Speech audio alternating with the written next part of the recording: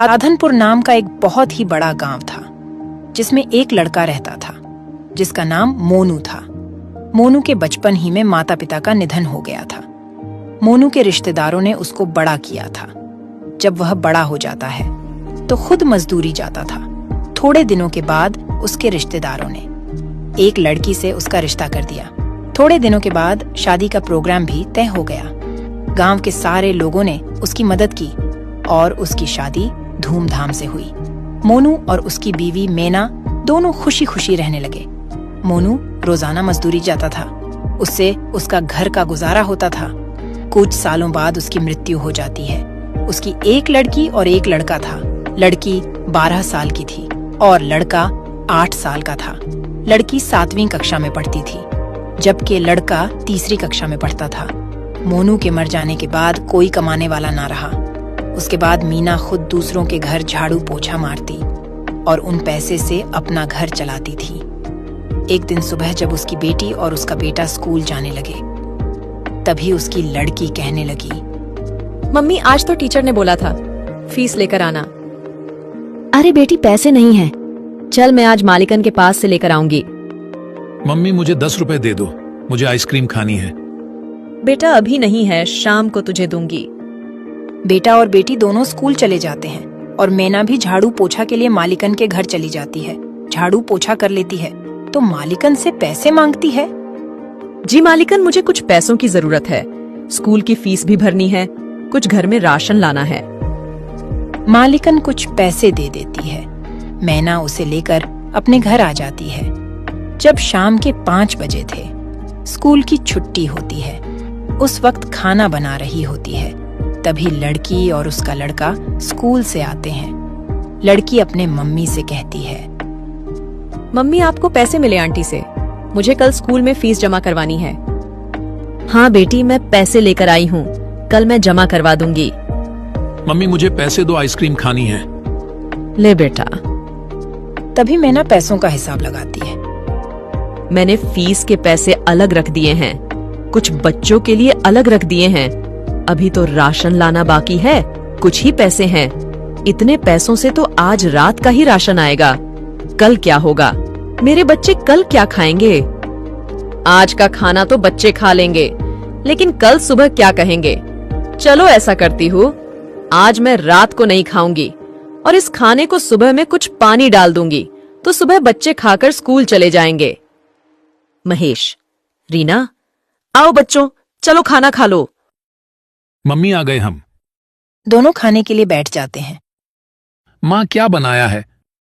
जो भी बनाया है खा लो, क्योंकि आज राशन खत्म हो गया है। दोनों खाना खाने लगते हैं। अरे माँ आप भी खा लो। बेटी बस इतना ही खाना है, उसके अलावा कोई घर में राशन नहीं है। अभी मैं खा लूंगी तो सुबह में तुम क्या खाओगे? और कहीं काम भी नहीं मिलता है, फिर पैसे मैं कहाँ से लाऊंगी? अरे मम्मी ऐसे आप निराश ना हो, मेरे जहन में एक आइडिया है। मम्मी आप समोसे बहुत अच्छे बनाती हो ना, ऐसा करो आप समोसे बनाकर बेचना शुरू कर दो, क्या पता हमारी आमदनी अच्छी हो जाए। बेटी बात तो सही है तेरी, उसके लिए तो पैसे चाहिए ना। माँ और बेटी दोनों बात ही कर रहे थे कि अचानक रीना के मामू आ जाते हैं। दीदी पैसों की चिंता ना करें, मेरे पास से तुम पैसे ले जाओ और अपना कारोबार शुरू कर दो। अरे मोहन, अचानक कैसे? मुझे आपके पैसे नहीं चाहिए, आप तो मुझसे बहुत छोटे हैं। दीदी आप इन सब बातों को मत सोचो। मेरे 2 पैसे लगाने से आपके 10 पैसे बन जाए तो मेरे पैसे बाद में लौटा देना। ठीक है, लेकिन मुझे समझ नहीं आता कि मैं समोसे कहाँ बेचूं। मम्मी स्कूल के बाहर, जहाँ मजदूर के आने जाने का रास्ता भी है और स्कूल के बच्चे भी खाएंगे। रीना तुमने तो बहुत ही अच्छा आइडिया दिया। उसके बाद मोहन अपनी बहन मैना को पैसे देकर चला जाता है। अगले ही दिन मैना स्कूल के सामने आम सड़क पर लगा देती है। वहाँ पर समोसे खाने के लिए मजदूर और बच्चों की भीड़ लग जाती है। आंटी, समोसे की खुशबू तो बहुत ही अच्छी आ रही है, मुझे भी समोसे की प्लेट दो ना। हाँ ले बहन। अरे वाह, तुम्हारे समोसे तो बहुत स्वादिष्ट है, ऐसा समोसा तो कभी नहीं खाया, एक प्लेट और दे दो। मैना उसको दूसरी प्लेट भी देती है। पहले ही दिन मैना के हाथ के समोसे खाकर लोगों की भीड़ लग जाती है। रात होते होते सारे समोसे बिक जाते हैं। ऐसे ही चलता रहा। आहिस्ता आहिस्ता मैना के समोसे मशहूर हो जाते हैं। दूर दूर से लोग समोसा खाने के लिए मैना के थैले के पास आते थे और मैना के घर की हालत भी अच्छी हो जाती है। रीना भी छुट्टी के बाद अपनी मम्मी के हाथ बटाती थी। एक रात मैना अपने घर पर पैसे गिन रही थी, तभी कहने लगी, मुझे हैरानी होती है। एक दिन मैं 1000 रुपये लगाकर शुरू किया था। आज दिन के 15,000 दिन के कमाती हूँ। मैं अपने भाई को डबल पैसे वापस दूंगी और इन पैसों से अपने बच्चों का भविष्य बनाऊंगी।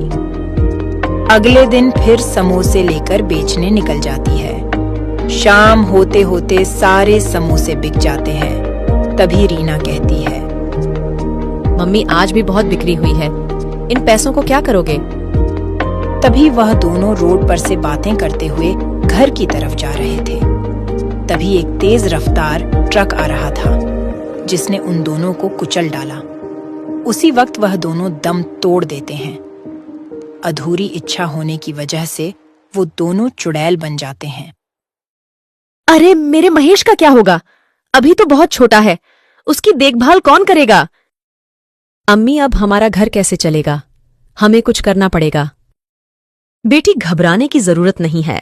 हम दोनों अपनी इंसानी शक्ल का रूप ले लेंगे और हम समोसे बेचते रहेंगे।